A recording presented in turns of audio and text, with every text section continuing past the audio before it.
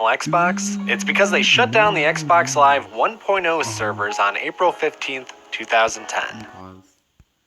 I'm on my phone for a reason. You see. You know what I cannot say. Whatever. I am recording in the bathroom. On the toilet. Because I am lazy. And I had a video idea and I did not want to forget it.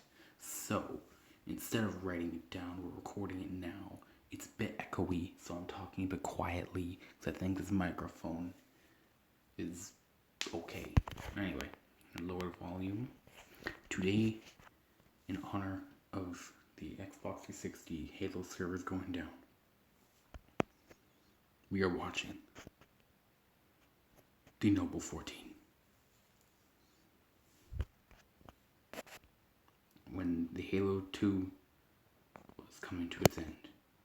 Well, they tried to. The original Xbox launched in 2001, with Xbox Live shortly releasing after in 2002. As time went on and the Xbox 360 started to become the standard, the player count on the original Xbox Live started to dwindle, and as Halo Reach was on the horizon, Xbox Live General Manager Mark Whitten announced that Xbox Live 1.0 was going to be shut down. Needless to say, the community was heartbroken. Xbox Live had been around for 7 years at this point, and had been many players' first experience with online gaming. Sure, by this time, most people had moved on to the Xbox 360, but you never really appreciate what you have until it's gone. The announcement was made in February. That gave gamers 2 months to say their final goodbyes to Xbox Live 1.0 and all those games that made the service so special. As April 15th quickly approached, Battlefront 2 and Halo 2 were filled with players wanting to relive that experience one more time before it was taken away. And when that fateful day hit, thousands of players got on and relived the good old days. Matchmaking and custom games had full lobbies where everyone had a mic plugged in. It was a sad day, but filled with fond memories. And as the clock struck midnight, nothing. People were still online, and they were confused. It turned out Microsoft had changed the rules. No one else was allowed on the service, but if you were online when it got shut down, you could keep playing until you were done. So that was it. Just one rule: don't get disconnected. That means no logging in anywhere else, no losing connection, and no turning off your Xbox. For some, that meant getting to play the game for just a few more hours before having to say goodbye. But to others, it was a chance to keep this game alive. After the first day, there was over 500 people still playing Halo 2 after Microsoft had shut off the server. But the numbers slowly dwindled from 500 to 100 to 50, and finally, 14. Why 14 instead of a nicer number like 15 or 10? Well, according to Deaton, the 14th player left on Xbox Live, said in a Reddit Ask Me Anything thread, "Yeah, I think there was a day or two difference between 15 and 14, which was the longest time between disconnects. There was only 14 people keeping the original Xbox Live alive, and they could only play with each other. When they were all online at the same time, they would play matchmaking. If not, they would have to play in custom games, with no one to face but each other. At this point, it had been 12 days. People's Xboxes were burning out and getting ruined, so why even stay on?" Every player had their own answer, but I interviewed Apache Enforcer, and he had this to say. I wanted to play. I wanted to play with everybody. You know, especially it's not like, we'll play it next week. Well, there's no next week.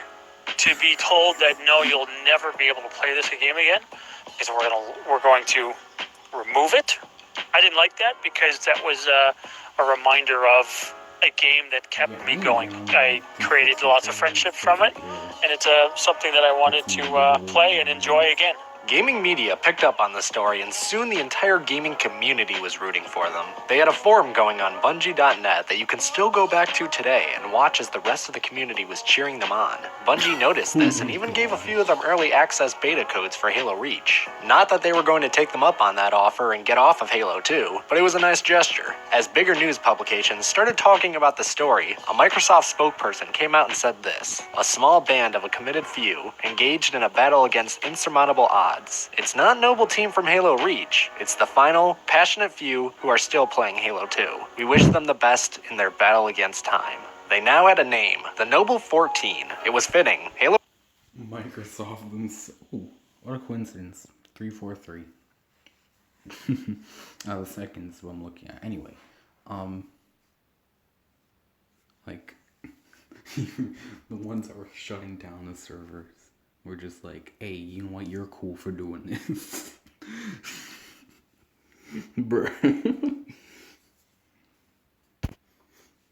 And like this video is stylized, but like so much like history, like in history class where you just learn about like I don't know, Sinister Six. Oh, that's Spider-Man. I'm not spoiling it. It's existed for ages. This is sounding a lot like just history. I can't remember any historical numbers.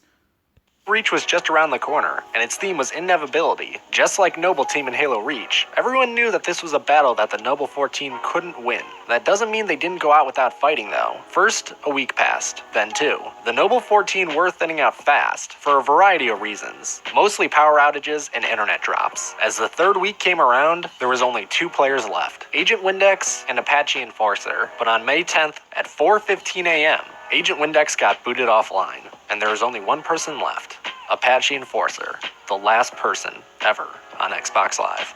When Windex was booted offline, he left this message in the forum. Good job, Apache, you're the last one. I asked Apache what he did as the last person on Xbox Live. Play the game right up until the end, record it. I think I planned on playing it for 15 hours, basically an hour for every person that played, the 14 of us, and then the extra hour for the community. He stayed on for 22 hours after Agent Windex. Then he was booted offline too. And with that, the original Xbox Live was gone. I hope I never have to see the end of what I consider to be some of my best childhood memories. But if I do, I can only hope I can be as Let dead. me tell you, buddy. We're losing them again. We're losing Xbox 360 servers. At least for Halo. This sad day.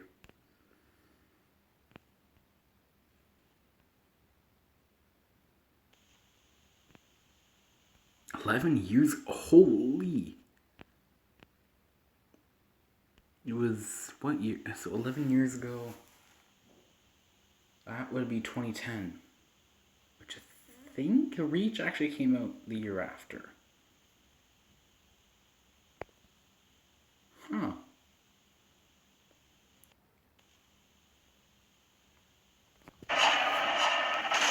This is that clip they were talking about.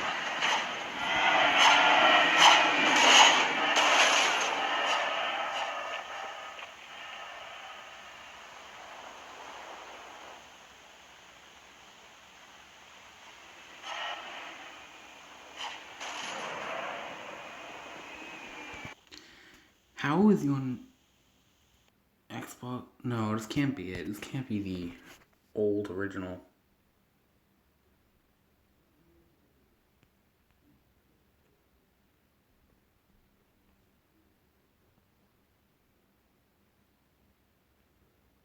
But how did he get on Xbox Live if there's no one there?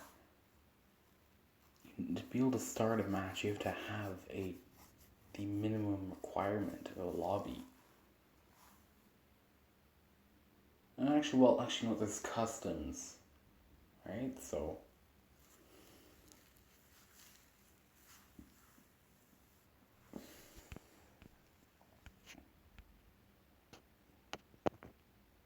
how can Halo get more historical than this? Like, this is just the total end of Xbox Live servers, the originals.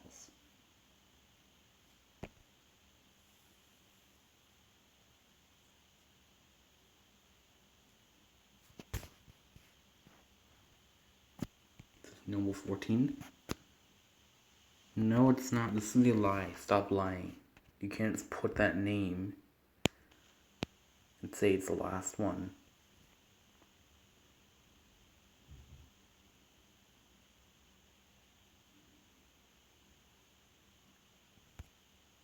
Wow. I never knew that until earlier today, actually. I didn't know this all happened because, well, I don't think I had ever touched Halo yet. I think it was in 2013, it was around Halo 4 was release. It was when I discovered Halo Reach and absolutely adored it and was addicted.